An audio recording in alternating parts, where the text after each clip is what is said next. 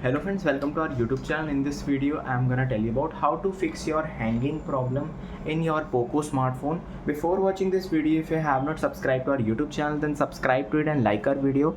So let's start friends. First, if you are playing games while charging, you have to just stop it. It will hang your device and heat your device friends. Then you have to go to the apps, click on see all apps, and you will see there are lots of apps. You have to click on all the apps and click on Wi-Fi and data usage and turn off this background data. It will not run in the background, so it will not hang your device friends. Then you have to go to the file by Google and you have to clear your videos, photos and images that are unwanted and that are not in use.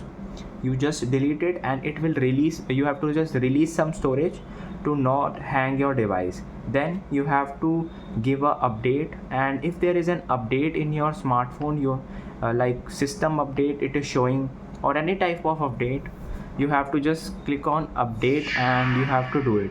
It will fix technical bugs in your smartphone and it will not hang your device. I hope you like this video. If you like this video, then subscribe to our YouTube channel for more helpful tips and tricks videos. See you next time.